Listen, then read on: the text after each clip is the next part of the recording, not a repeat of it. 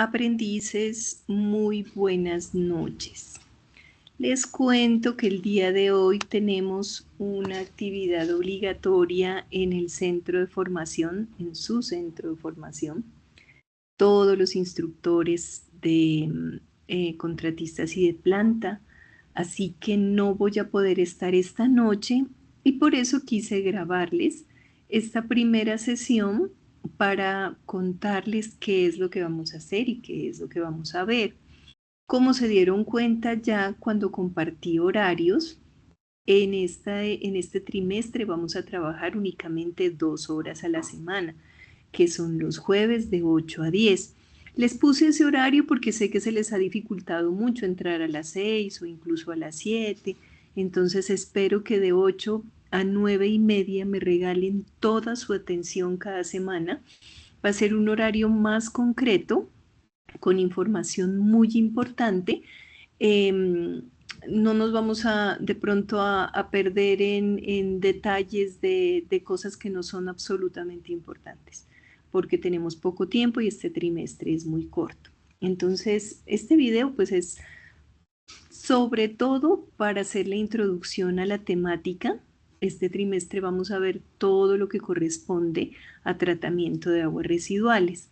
Conmigo van a estar viendo 3 resultados de aprendizaje que hacen referencia a las operaciones unitarias que se requieren para un sistema de tratamiento de agua residual, el tratamiento de lodos y la separación de residuos sólidos en plantas de tratamiento. Como se dieron cuenta, vuelve a acompañarnos en la parte de laboratorio de Anita Gaviria, que ustedes ya la conocen. Aprovechen que la tenemos nuevamente por acá con nosotros. ¿Qué más tenemos con ustedes, chicos? Tenemos también, bueno, inglés con Olga Ginet, Lina Camargo con salud ocupacional. Eso es lo que tenemos pendiente, ¿cierto? Se me escapa de Anita Carolina Franco con investigación. Bueno, ya les confirmaré eso. En sus horarios. Mejor dicho, eso está confirmado en sus horarios, que los tengo aquí a la mano. ¿Qué vamos a ver conmigo este trimestre? Vamos a analizar 3 documentos. Este primero se denomina Fundamentos Básicos para el Tratamiento de Aguas Residuales, y después de hacer un recorderis matemático sobre cálculo de caudales, que fue lo que vimos en primer trimestre, pues ya nos adentramos en temáticas específicas de aguas residuales, como lo son, bueno, después de analizar la normatividad aplicable, obviamente, vamos a estar mirando origen de las aguas residuales, hasta llegar a los métodos de tratamiento. Resulta que en agua residual existe una diferencia con lo que hacíamos con el agua potable, porque ustedes se dieron cuenta que con muy pocas diferencias, dependiendo del tipo de agua que nos llegue a la planta, pues los tratamientos de potabilización son prácticamente iguales, ¿cierto? Eso no pasa con el agua residual. Aunque aquí lo estamos mirando como un pretratamiento, tratamiento primario, secundario y terciario, cada uno de estos tratamientos puede ser muy distinto de una planta a otra, y eso va a depender del clima, va a depender de la disponibilidad de energía eléctrica, va a depender de la disponibilidad de recurso humano técnico disponible en las regiones. Entonces son sistemas de tratamiento muy diversos y muy distintos. Ustedes pueden llegar a ciudades grandes donde tengan plantas de tratamiento muy grandes, absolutamente con toda la tecnología, y que lleguen hasta tratamiento terciario, como pueden llegar a una planta de tratamiento básico, donde a duras penas tengan un sistema primario y con eso cumplen normativa. Esa es la otra diferencia. La normativa en agua potable ya sabemos que es muy estricta, ¿cierto? Y nos dice claramente, hasta aquí puede usted tener, por ejemplo, turbidez. Si se pasa de 2, entonces su agua ya no es potable y puede tener sanciones. ¿Qué pasa con el agua residual? El agua residual no tiene una especificación tan exacta. Depende mucho de cómo se esté comportando la fuente hídrica o el sitio donde usted disponga el agua. Entonces, eso hace, por ejemplo, si va a disponer en un río que está muy contaminado, seguramente no le van a exigir que su tratamiento sea tan perfecto. Pero si usted va a disponer en un río donde aguas abajo ese río sirve como boca toma para una fuente, para una población, posee problemas porque va a tener que dejar esa agua perfecta. Entonces, el tratamiento de las aguas residuales tiene sus diferencias. Vamos a ver también este documento que hace referencia a la generación de lodos. ¿Se acuerdan que vimos ya que los lodos se generan en los diferentes procesos? Por ejemplo, en las plantas de agua potable veíamos que se generaban lodos ¿de dónde? Del desarenador, del sedimentador, ¿cierto? Y muchos me decían en los videos, no, pues es que el desarenador, esas arenas son prácticamente pues lo mismo que tiene el río, entonces se devuelven al río. No pasa lo mismo con el sedimentador que ya viene cargado de sulfato de aluminio y de otros químicos. Sin embargo, ustedes se dieron cuenta en los videos, muchas plantas no le hacen tratamiento a esos lodos. En las aguas residuales es muy distinto porque los lodos son prácticamente otro producto de la planta que debe ser tratado con la misma intensidad.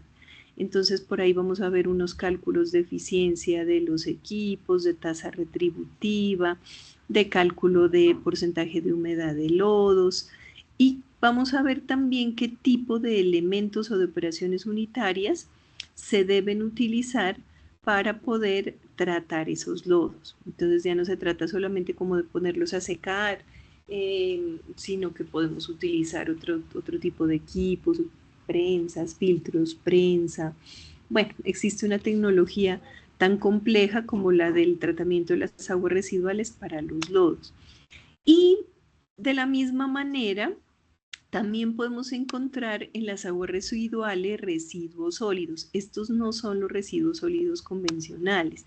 Estos son residuos sólidos que salen de una planta de tratamiento de agua residual. Ustedes me dirán, pero ¿qué, si es una planta de agua, qué residuo va a salir?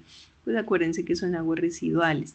Entonces, en una planta de aguas residuales, pues se puede encontrar plásticos, ropa, toallas higiénicas, papel higiénico, condones, lapiceros, ropa interior, mejor dicho, de todo, cabello, de todo se puede encontrar en el pretratamiento. Entonces, esas son las tres grandes unidades que vamos a ver y que hacen referencia al agua residual. Por acá les traje el instrumento les traje también el instrumento de evaluación, pero también el plan concertado. El plan concertado, de la misma manera que el trimestre pasado, la plataforma nos recomienda hacer 2 evidencias, un cuestionario y un video exposición, pero de una planta de tratamiento de aguas residuales.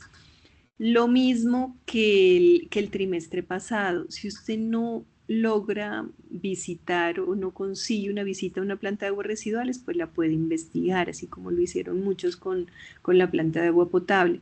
Lo ideal es que vayan gestionando la ida, pero antes de ir, por favor, les traje de una vez el instrumento de evaluación para que se lleven este instrumento de evaluación a la visita y no me envíen evidencias a medias.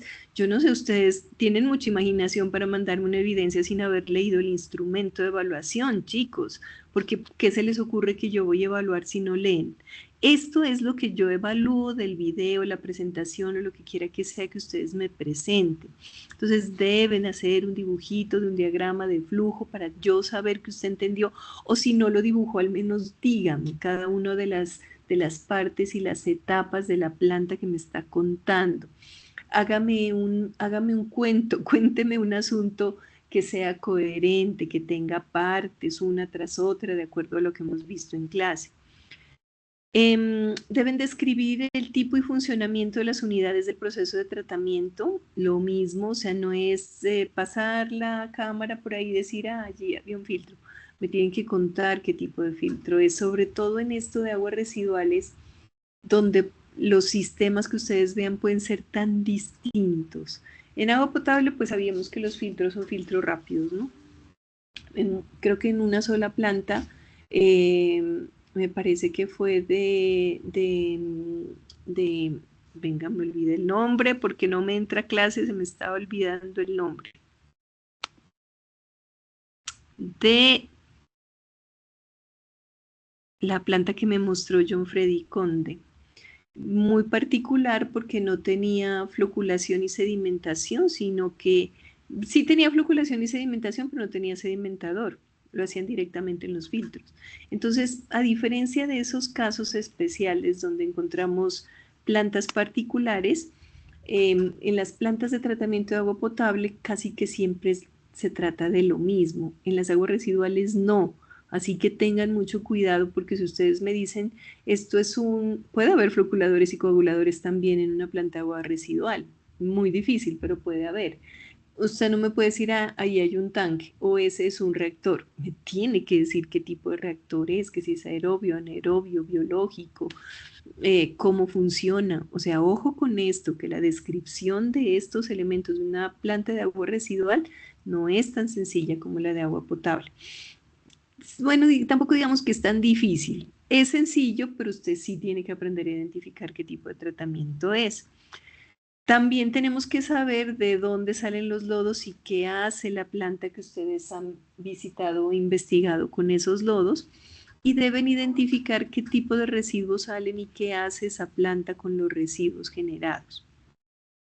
Finalmente, pues describir los elementos de protección personal necesarios para la operación de una planta de aguas residuales, que obviamente serán distintos a los que miraron en una planta de agua potable. Entonces, les saqué de una vez el instrumento de evaluación para que lo tengan presente, aprovechen estas clases y sepan que tienen que entender cómo es el funcionamiento de una planta para que después cuando vayan a una visita entiendan qué es lo que vieron. Por favor, no se me pierdan todo el trimestre, que los veo después súper perdidos al final y me angustia. ¿Cómo será que ahora les voy a pedir como unos ejercicios de clase? Porque en serio, que me preocupa que se me pierdan tanto, chicos, porque la responsabilidad de ser un tecnólogo en saneamiento básico es grande. O sea, no es cualquier cosa como para decir, no, pues yo con una que otra evidencia paso. Tienen que ser responsables, no es presentar una evidencia para pasar, es aprender, porque usted va a tener un título de un tecnólogo y un tecnólogo del SENA. Nadie le va a decir, es que usted no sabe por qué fue a distancia y me ponía aquí el muñequito de que estaba en clase y en realidad estaba haciendo quién sabe qué, o usted no escuchó las clases, usted no, usted va a tener la responsabilidad igual a la que tiene cualquier otro tecnólogo. Entonces, pilas que tienen que aprovechar este conocimiento. Bueno, como introducción a la temática, les quería contar que el Informe Nacional de Cobertura de Servicios Públicos Domiciliarios de Acueducto, Alcantarillado y Aseo de la Superintendencia de Servicios Públicos Domiciliarios en el 2023 tenía una estadística que decía que el 90% de las zonas urbanas tienen cobertura de alcantarillado y el 30% de las zonas rurales tienen alcantarillado. ¿Qué quiere decir eso? Ya sabemos qué es el alcantarillado, ¿no? Son las redes que reciben las aguas residuales y las vierten donde el municipio lo haya definido. Obviamente, por la forma en que están construidas las ciudades, no todas las casas a veces tienen acceso a a la posibilidad de, de tener una tubería de alcantarillado y algunas que las construyeron más abajo que la red principal, entonces pues muy difícil bombear aguas residuales y esos son esos vertimientos no controlados que a veces van a dar directamente a los ríos contaminándolos. Tener que una ciudad tenga alcantarillado pues garantiza que los ríos que corren a través de la ciudad no tengan malos olores, no generen vectores, no generen problemas. Pero también tenemos que ser conscientes que la mayor contaminación pues la genera precisamente este tipo de aguas residuales municipales hacia los ríos. En las zonas rurales peor, porque a veces las corporaciones autónomas no alcanzan a estar detrás o estar pendientes de todas las casas, de todos los negocios, de todos los hoteles que se fundan en las zonas rurales y que a veces no tienen la responsabilidad ambiental de tener su sistema de tratamiento, ¿no? Entonces se hace vertimiento en los ríos cercanos y los dañan, los contaminan, acaban con la flora, la fauna que pudiera haber en las regiones, o hacen irrigación directamente al suelo, pudriéndolo. Esas son estadísticas de hace 2 años y que todavía, pues supuestamente tenían una meta. Dice, Colombia cuenta con aproximadamente 1.394 plantas de tratamiento de agua residual o PETAR, que corresponde al 48,2% de los municipios colombianos. Ah, bueno, esa es otra. Muchos municipios tienen alcantarillado, pero no todos tienen planta de tratamiento. El programa gubernamental de saneamiento de vertimientos establece metas de cobertura del 60,4 para el 2026 y del 68,3 para el 2030. Entonces, de pronto, algunos de los municipios que ustedes habitan, pues estarán favorecidos con los recursos del gobierno para construcción de planta de tratamiento de agua residual. ¿Qué pasa si las aguas residuales no se tratan? ¿Qué pasa si nos hacemos los locos y como pasa a veces con algunas empresas o con algunos negocios, decimos, ay, la naturaleza es sabia, es que la naturaleza puede? Sí, la naturaleza es sabia y la naturaleza puede, porque los ríos tienen una capacidad bárbara de dilución y de asimilación de contaminantes, pero es que la raza humana se pasa y ya se han generado problemas bastante graves. Les quiero mostrar unos 3 videos que no los vamos a ver completos, pero vamos a ver la parte más importante de ellos. Uno de esos videos yo ya se los había mostrado, me parece que en la inducción, que es la catástrofe de Minamata. Si no lo recuerdan, por acá se los traigo para que... Me comparto pantalla por acá para que miren la magnitud del daño que puede ocasionar un agua residual maltratada o no tratada, porque acá ni siquiera se le hizo tratamiento alguno a este recurso. Esto pasó en Japón hace muchísimos años. Dámosle cuidado a esto. Damnificados son los recursos naturales y como consecuencia las personas que viven de ellos también son contaminadas. Vamos a ver la cicatriz de Minamata. Pocas ciudades tienen el controvertido orgullo de deberle su nombre a una enfermedad. Menos todavía si ese bautismo resulta de una desaprensiva conducta que durante años y en silencio los canallas mantuvieron oculta con la única misión de ganar dinero. Hasta mediados del siglo pasado, Minamata era un pueblo pesquero en la ciudad de Kyushu, al extremo sur de un Japón que todavía no había accedido a la modernidad. Un lugar tranquilo del mar de Shiranyu. Los gatos del pueblo fueron los primeros en llamar la atención. De la nada, enloquecían y se tiraban al mar, como un suicidio. Más tarde fueron aves, cerdos o perros. Los animales empezaban a volverse locos. No faltaba mucho para que los síntomas alcanzaran a las personas. Ataxia, es decir, imposibilidad de coordinar los movimientos, alteración sensorial en manos y pies, deterioro de los sentidos, vista y oído, debilidad, parálisis y finalmente muerte. Entre 1953 y 1965 se contabilizaron 111 víctimas y más de 400 casos con problemas neurológicos. Madres que no presentaban ningún síntoma dieron a luz niños gravemente afectados. La enfermedad, de por sí, lógicamente provocaba terror. Más angustiante aún era no conocer qué la provocaba. Recién en 1968 el gobierno japonés ató cabos y dictaminó oficialmente que la causa era una intoxicación progresiva y acumulativa debido al consumo de pescado y marisco contaminado por mercurio. El culpable, una empresa petroquímica llamada Chiso, que aplicaba una curiosa teoría para deshacerse de sus residuos líquidos. Si una sustancia no es absorbida por los seres vivos, explicaba, no hay problema en volcarla al mar. Solo le faltó un detalle. Muchos metales pesados, como el mercurio, permanecen y se mantienen en los organismos. 35 años volcó Chizo sus aguas contaminadas al mar, pocos kilómetros al norte de la bahía de Minamata. 81 toneladas de mercurio. Los peces lo acumularon y los japoneses, con una dieta principalmente marina, lo fueron incorporando sin poder eliminarlo. Más de 3.000 personas murieron y los daños siguen apareciendo en la descendencia de aquellos intoxicados. En la década del 70, el gobierno japonés ordenó una remediación que demandó la remoción de más de 1 millón de metros cúbicos de arena contaminada del fondo del mar frente a Minamata. El 70% del costo lo debió afrontar la condenada Chizo. Pouvez-vous nous rendre notre mère? Non. Pouvez-vous nous rendre nos enfants? Non. Votre argent ne me rendra pas les miens. Todavía hoy debe resarcir a quienes padecen la enfermedad que lleva el nombre de esa ciudad. Medio siglo después de iniciada la conducta criminal, Minamata pudo recuperar sus costas clausuradas durante 25 años. También, con ese acto de justicia, pudo recuperar su nombre. Cuando las empresas no tratan sus residuos, los primeros damnificados.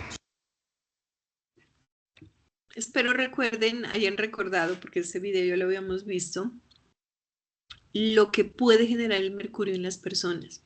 El mercurio, al igual que el cromo, al igual que el cobre, al igual que el aluminio, es un metal pesado. En la Tierra es un metal que está geodisponible. ¿Qué quiere decir? Que está en las rocas. Por eso era que Chizo decía, no, pues es un metal, es un mineral, eso no va a pasar nada. Pero ¿qué pasa cuando se lo vierte al mar? Llega a formar parte del plancton, y el plancton es como la materia orgánica que consumen los pequeños peces, y esos pequeños peces se lo comen, que el mercurio cambia químicamente a una forma que se denomina metilmercurio, y el metilmercurio ya es orgánico. Pasa de animalito en la medida en que un animal más grande se come otro más pequeño, y es bioacumulativo. Los metales pesados no salen del cuerpo de las personas. Imagínense la catástrofe que generó Chizo. Y bueno, estamos hablando de Japón, de hace un montón de años, donde dentro de toda esta irresponsabilidad lograron resarcir el daño. Ahora miren, les traigo otro caso de México. En agosto de 2014, en el estado de Sonora ocurrió el desastre ambiental más grave de la historia de la minería metálica en México. La empresa Buenavista del Cobre, de Grupo México, derramó 40.000 metros cúbicos de sulfato de cobre acidulado hacia un afluente del río Sonora, lo que afectó a miles de personas de 8 municipios del estado. Para llevar a cabo la remediación, reparación y compensación de los daños ambientales y a la salud humana, así como para reparar los daños materiales de las personas, Grupo México celebró un convenio con la Profepa en el que acordó crear un fideicomiso con un fondo de 2.000 millones de pesos iniciales.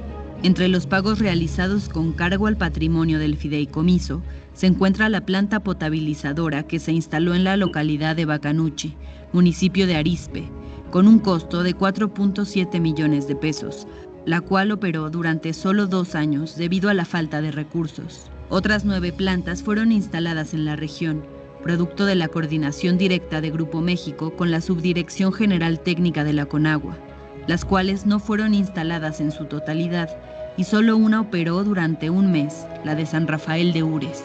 Sin haber atendido los impactos causados al ambiente y a la salud, en 2017 decidieron extinguir el fideicomiso, lo cual fue avalado por la Profepa en Sonora, al dar por concluidas las medidas correctivas, y por Semarnat, al resolver satisfactoriamente sobre el cumplimiento de los programas de remediación.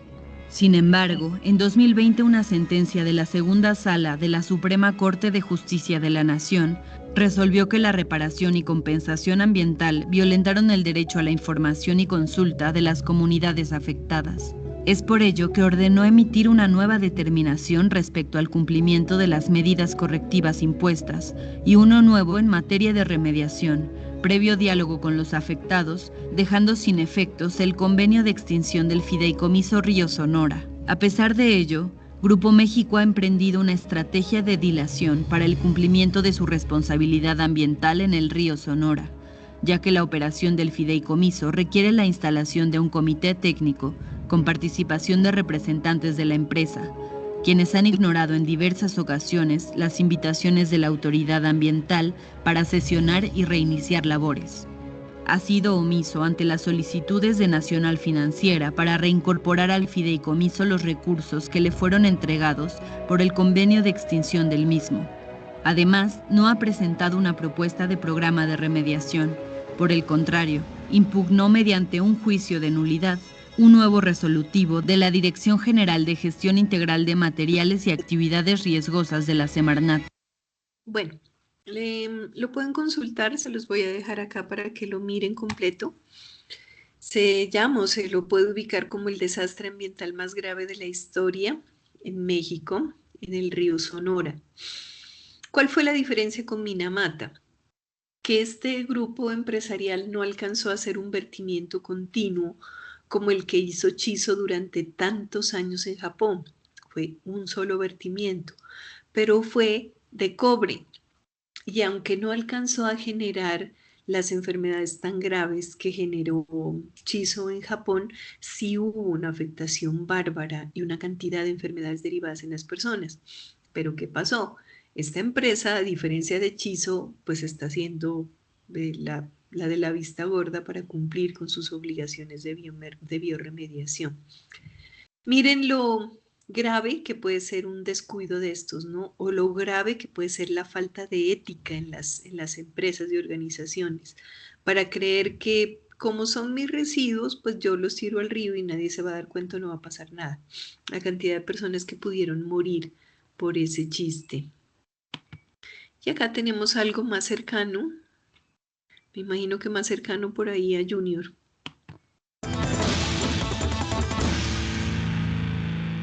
Siete de la noche, 25 minutos. Unos vertimientos de lodo tienen en riesgo uno de los tesoros naturales más importantes del país, la Ciénaga de San Silvestre, en el Magdalena Medio. Un espejo de agua de 7.800 hectáreas que abastece de agua potable a unas 300.000 personas y que es el corredor del Jaguar y la Casa del Manatí antillano. La recorrimos con uno de sus líderes para conocer lo que está pasando. Informe especial. Ahí están ellos, los pescadores faenando sobre el espejo de agua de la ciénaga. Hacen una danza de equilibrio entre el hombre y la naturaleza. Esta ciénaga es donde tomamos el agua. Aquí está Luis Alberto, el guardián de la ciénaga de San Silvestre. ¿Se está defendiendo el agua? El agua, sí, por la contaminación que le hace Aguas de Barranca Bermeja, que es la planta de tratamientos que nos suministra el agua a todos los barranqueños. Ellos hacen el tratamiento del agua, donde le echan los químicos, para que pueda separar el mugre, el lodo, todo eso. ¿Y para que sea de consumo? Y sea de consumo, sea potable. Esos lodos abren unas compuertas y directamente cuando las abren, se vienen derechito por el caudal y van a dar aquí a la Ciénaga San Silvestre.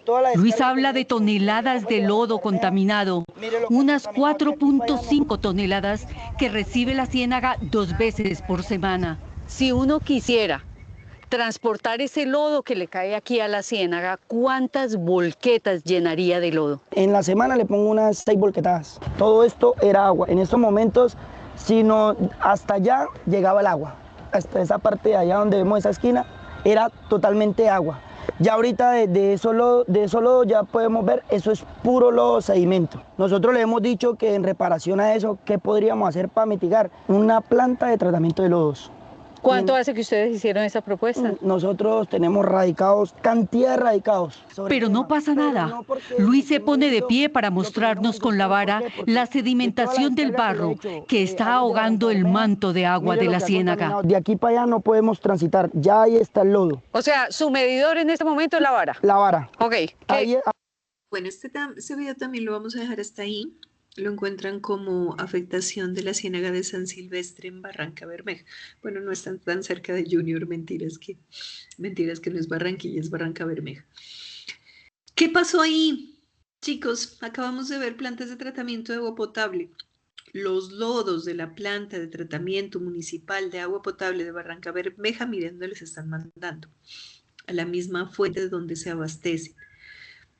Y lo que veíamos en clase, pues estos lodos no solamente son arenas, ya los lodos del desarenador pues seguramente son arenas, pero los del sedimentador ya vienen cargados con químicos, lo del retrolavado de filtros viene cargado con químicos, especialmente sulfatos de aluminio, sulfatos de hierro, polímeros sintéticos.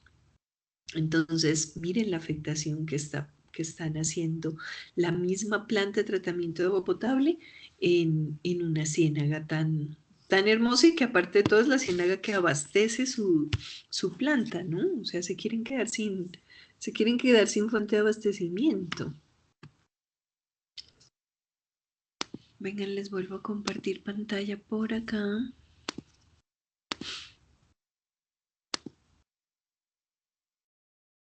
Y entonces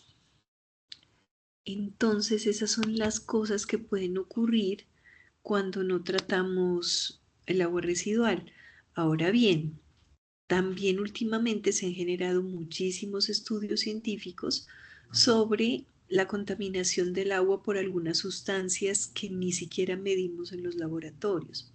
Hay muchos estudios internacionales y estudios colombianos. De hecho, hay uno muy interesante que lideró la Universidad Tecnológica de Pereira respecto a la cantidad de antibióticos, a la cantidad de hormonas por las pastillas anticonceptivas y a los restos de paracetamol y acetaminofén, que es lo único que nos dan las EPS, ¿no? Entonces lo que consume la mayoría de gente. Estos residuos pues llegan a las aguas residuales y nadie los mide.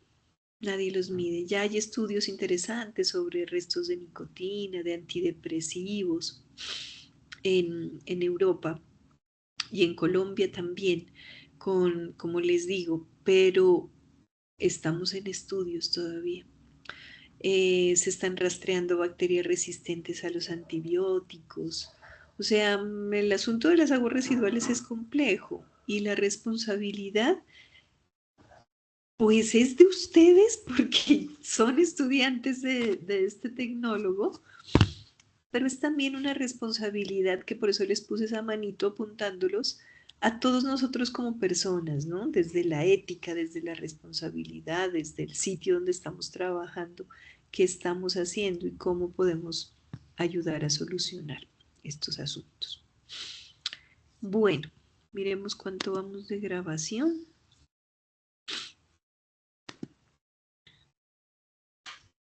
Perfecto, vamos 30 minutos. Y vamos a comenzar entonces con yo diría que esto viene siendo como un recordatorio o más bien una indagación de conocimientos previos, porque son conocimientos que ya vimos en el tecnólogo, pero que son fundamentos básicos para lo que vamos a mirar. Sabemos que dentro del tratamiento de las aguas, ya sea aguas potables o aguas residuales, pues es fundamental conocer el caudal, ¿cierto? Necesitamos saber cuánta agua es la que vamos a tratar para poder saber qué cantidad de químicos se le adicionan, qué infraestructura necesitamos, qué tan grande o qué tan pequeño puede ser la infraestructura. Entonces, conocer la cantidad de agua residual que se va a tratar en una planta de tratamiento de agua residual, pues es de vital importancia. Aquí comienza la primera diferencia con el trimestre pasado. Acuérdense que los caudales que hemos visto de agua corriente y de agua potable se catalogan o se especifican en una fórmula de volumen sobre tiempo, porque estamos hablando de un líquido, de una cantidad de líquido que pasa en una unidad de tiempo. Y les digo que es la primera diferencia porque en las aguas residuales a veces el caudal no es líquido. A veces el caudal es tan denso, tan cargado de sólidos, tan contaminado que estamos hablando de caudales másicos. Entonces no son litros por segundo, sino que son kilogramos por segundo. Esa es como la primera y gran diferencia. Sin embargo, las dimensiones fundamentales que seguimos manejando pues son volumen y masa. Volumen, el espacio que ocupa el agua residual es el volumen, y la masa, pues es el peso que mide o lo que pesa un volumen definido de agua, el peso. Aquí no recuerda el volumen del cubo, pues que lado por lado, siempre el volumen va a estar representado como el área de la base por la altura. En este caso, la base de un cuadrado pues es lado por lado, y por la altura nos da el volumen. Las unidades son metros cúbicos o centímetros cúbicos, o litros o mililitros o galones, dependiendo del sistema de unidades a los que se refiere. Aquí nos hace un ejemplo, es importante que ustedes lo miren con papel y lápiz. Si no recuerdan cómo se hacen las fórmulas, pues las revisen, miren lado por lado por lado. Si es un cuadrado, cada lado va a tener exactamente la misma dimensión, porque es cuadrado y esa es la característica del cuadrado, que miden lo mismo. Entonces, lado por lado es el número por el mismo número por el mismo número, para que nos dé ¿qué? Un volumen. ¿Y cómo funcionan las unidades? Si son pies, pues pie por pie ya me da pie cuadrado, y por otro pie ya me da pie cúbico. Acuérdense que las unidades del volumen son cúbicas. Por acá nos da información de que, bueno, de que podemos tener en el sistema internacional en metros cúbicos y en el sistema inglés en pies cúbicos, y tenemos que ser capaces de aplicar un factor de conversión y pasar de uno a otro cuando sea necesario, ¿no? Eso también. Ahorita vamos a hacer ejercicios, estoy haciendo como el recorderis de la teoría, pero pues recuerden que ustedes, si algo deben saber hasta el momento de matemáticas, es pasar litros a mililitros, metros cúbicos a litros, kilogramos a gramos, pies a metros, pies cúbicos a metros cúbicos, galones a litros. Y por acá nos hace un recorderis fundamental de la masa, por lo que les digo, el caudal en aguas residuales no siempre viene en volumen sobre litro, sino que a veces puede venir en unidad de masa sobre litro. Y si hablamos de unidades de masa, pues acuérdense que en el sistema internacional estaríamos hablando de kilogramo, pero en el sistema inglés tendríamos que hablar de libras. Entonces también tenemos que saber pasar de kilogramos a libras. Esos son los ejercicios que plantea allí, son muy básicos. Y luego viene por acá a recordarnos los métodos de medición de caudal. ¿Se acuerdan que por allá en primer trimestre veíamos el caudal volumétrico y ustedes me calcularon el caudal que generaba su ducha y luego me calcularon el volumen de agua que se gastaban todos los días bañándose? Esa es la forma de calcular un caudal volumétrico.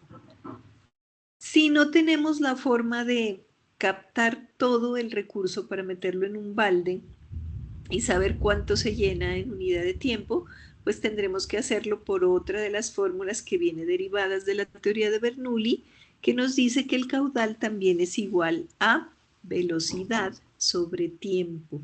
Velocidad sobre tiempo. Perdón, velocidad por área transversal. Aquí es volumen sobre tiempo, el caudal volumétrico. Caudal másico, que puede ser masa sobre tiempo. O sea, usted puede tener un caudal en aguas residuales perfectamente de esta manera, 1,8 kilogramos por segundo, no litros, sino kilogramos, porque el agua está tan pesada. Y el método de área por velocidad, que viene de Bernoulli, y que nos dice que el caudal es igual a la velocidad por el área transversal, que si somos capaces de medir la velocidad con alguno de los métodos que hemos visto, y sabemos el área transversal del sitio por donde pasa el agua, que en aguas residuales no solemos tener canales abiertos, por lo general lo que tenemos son tubos, o sea, el agua pasa por un tubo, o sea, el área transversal del tubo por la velocidad de paso del agua también nos va a dar un caudal. Para calcular el área transversal de un tubo, como un tubo es redondo, utilizamos la fórmula pi por diámetro al cuadrado sobre 4 o pi por r a la 2, que es lo mismo. Esas son las fórmulas más básicas de calcular caudal, que ustedes ya las sabían. Pero también hemos visto que existen otros sistemas de cálculo de caudal, por ejemplo, las canaletas. ¿Se acuerdan que vimos con gran esmero la canaleta Parshall, que es un tipo de infraestructura hidráulica donde, acá habrá un dibujo de una canaleta Parshall, no, donde se ha construido de tal manera que a través de la aplicación de una fórmula y midiendo solamente la altura por la cual pasa el líquido podemos calcular el caudal. Y de la misma manera, no solamente por canaletas, sino también por vertederos, que también vimos esto ya, podemos calcular caudales. Entonces acuérdense que los vertederos también eran estructuras hidráulicas, civiles, que a veces se construyen para modificar de una vez el cauce del río o a veces se colocan directamente en la fuente, pero lo que nos permite es a través de una ecuación como estas, 1,83 por longitud por altura, tener una relación del caudal sin necesidad de otro tipo de maquinaria.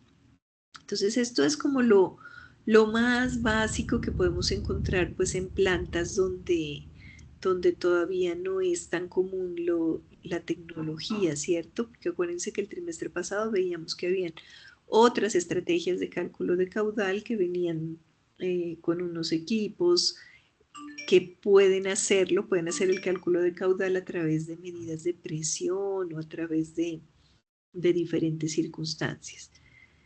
Aquí está la canaleta Parshall, miren, sí está.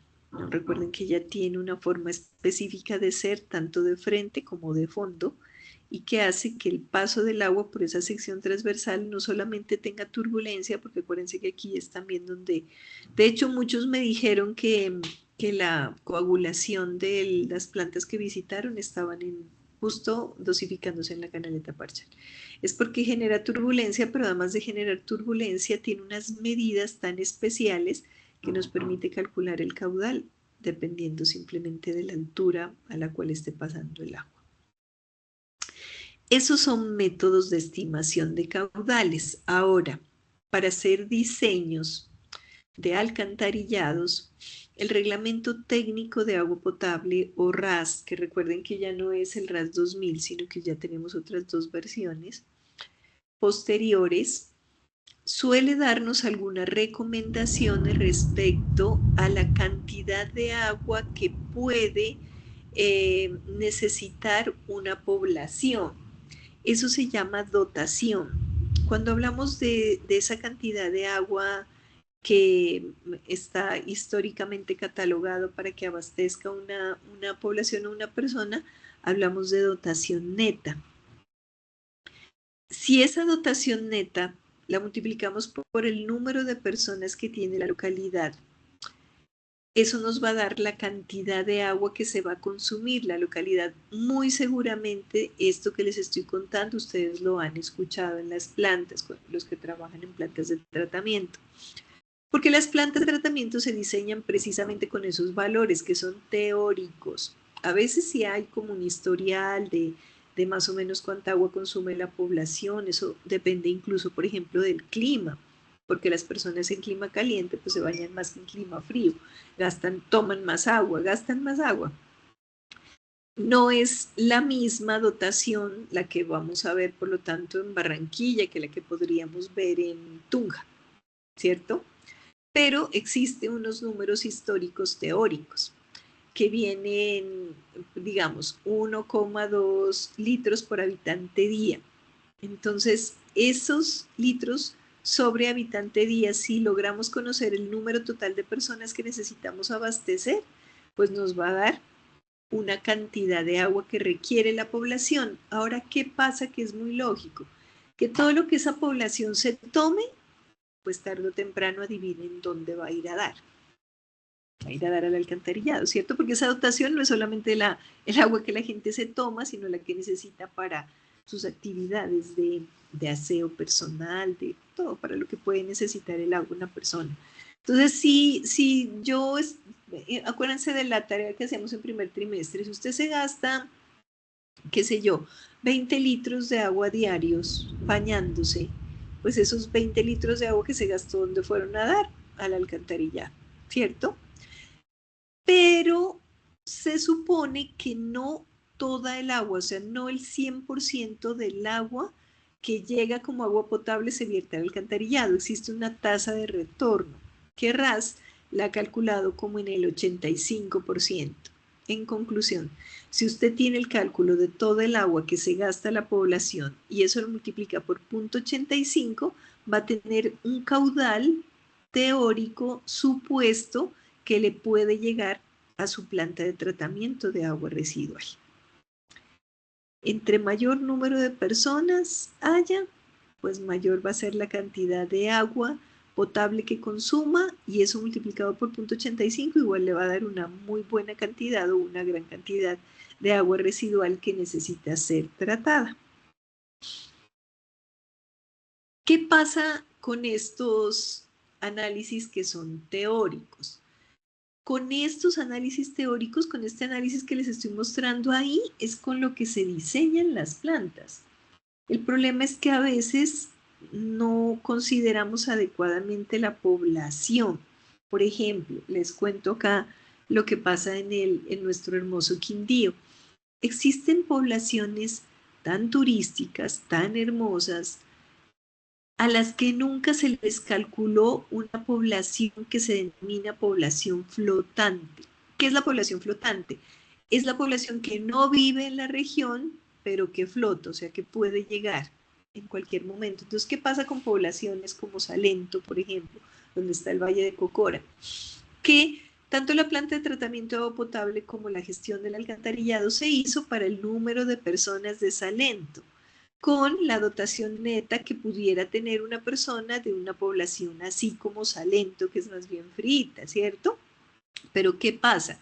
Que el número de personas que habitan Salento a veces se duplica o triplica con la cantidad de visitantes que tienen durante todo el año, porque es que acá no hay una temporada de turismo, acá vienen extranjeros todo el tiempo. Y nacionales también. Entonces, esa cantidad de gente que necesita bañarse, que necesita consumir agua, que necesita lavarse los dientes, que algunos necesitan cocinar también porque vienen por grandes periodos de tiempo, consumen más agua de la que se tenía prevista y ensucian más agua de la que se tenía prevista. Entonces, ese es el riesgo de este tipo de fórmulas que son netamente teóricas, que debemos conocer. Definitivamente debemos darnos el trabajo cuando hacemos esto de conocer las poblaciones para no cometer ese tipo de errores que se cometieron acá.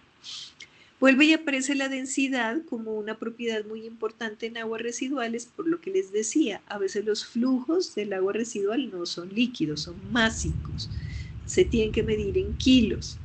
Entonces, nos sirve mucho todo el tiempo una propiedad que relacione la masa con el volumen y esa es la densidad. Es importante que con calma revisen esta información, hagan los ejercicios propuestos. No los quise hacer uno tras otro porque pues definitivamente es algo que ya vimos, pero sí les traje unos ejercicios. Entonces, de hecho, la propuesta es la siguiente. Voy a hacer un ejercicio acá de cálculo de caudal muy básico de velocidad por área, que espero no se hayan olvidado.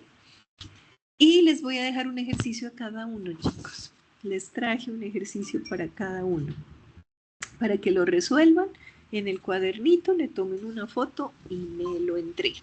Pero entonces vamos a ver un taller que les traje. ¿Dónde está? Espero que en sus casas no esté lloviendo tanto como está lloviendo acá.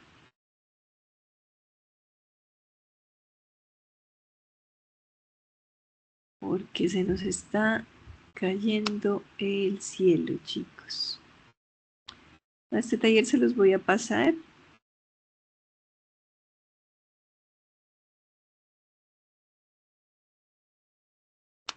Vamos a hacer este ejercicio, pero lo vamos a desarrollar acá.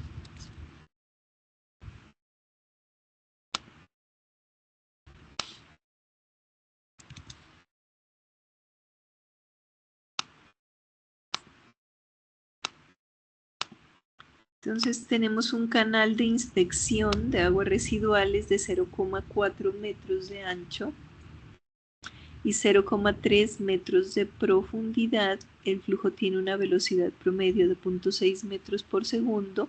Se pide calcular el caudal en metros cúbicos por segundo y litros por segundo. Estos ejercicios hemos hecho muchos, pero pues como es un recorderis, yo voy a hacer uno y les voy a dejar uno a cada uno. Acá tenemos un canal de inspección. Es probable que esta sea una planta de tratamiento de agua residual que tenga dentro de su infraestructura un canal para inspeccionar cómo está ocurriendo el proceso. Entonces, este sí es un canal de inspección. No dice la forma, pero por las dimensiones que nos da, pues suponemos que sea rectangular. Así tenemos el canal.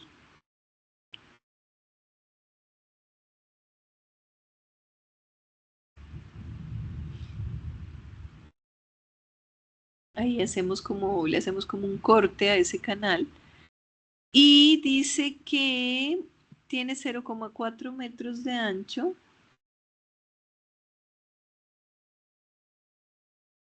Y tiene 0,3 metros de profundidad. Entonces recuerden que la profundidad pues es el agua, la altura del agua.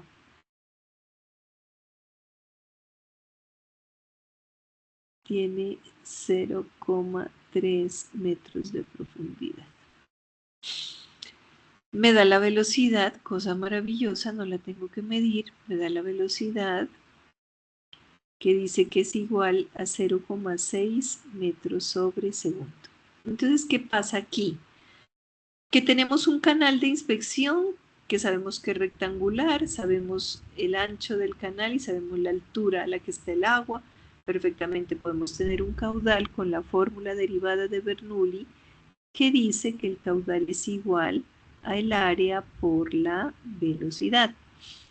Caudal, pues no lo sé, la velocidad sí la tengo y el área pues la puedo calcular porque es un rectángulo. Entonces comenzamos por calcular el área. Y el área de un rectángulo es la base por la altura. En este caso, 0,4 metros por 0,3 metros. Eso me da un área igual a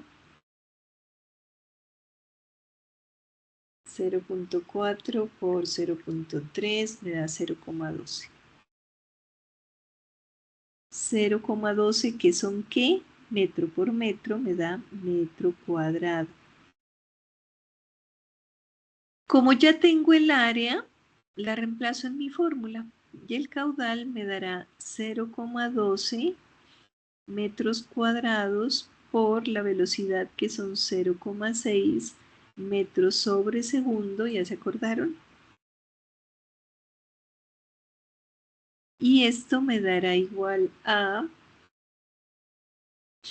0,12 por 0,6 me da 0,072 metros cúbicos sobre segundo. ¿Por qué metros cúbicos? Porque metro cuadrado por metro lineal, 2 más 1, 3 metros cúbicos por segundo.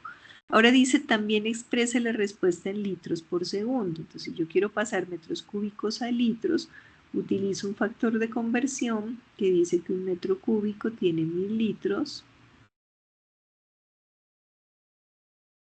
Y eso me va a dar 72 litros por segundo.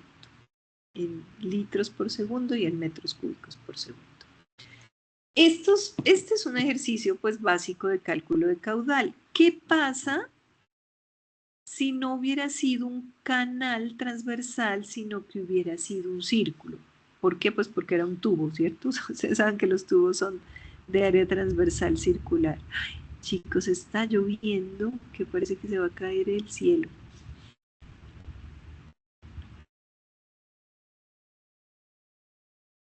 ¿Qué pasa si lo que tenemos es un agua residual corriendo a tubo lleno?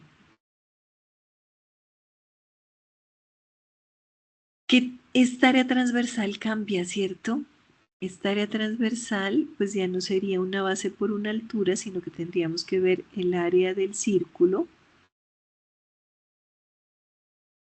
¿Qué es el área del círculo? Pi por radio al cuadrado.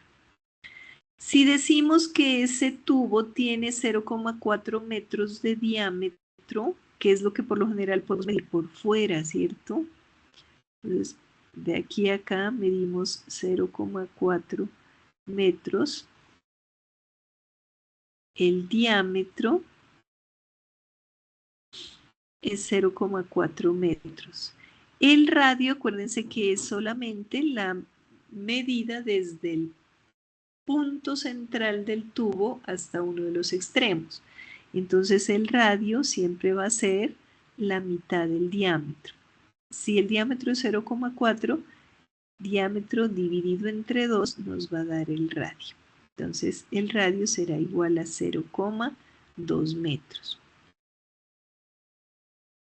Y ya con eso es cuestión de aplicar la fórmula. Área igual a pi por 0,2 metros al cuadrado, que eso me va a dar ¿qué? 0,2 al cuadrado es pi por 0,04 metros, se eleva al cuadrado, y esto multiplicado por pi me da 0,126 aproximando. ¿Que son qué? Metros cuadrados. Si voy a determinar caudal, entonces ya sabemos que el caudal es el área por la velocidad. Y en este caso, si el área son 0,126 metros cuadrados y tomamos la misma velocidad que me dio el ejercicio, que eran 0,6 metros por segundo,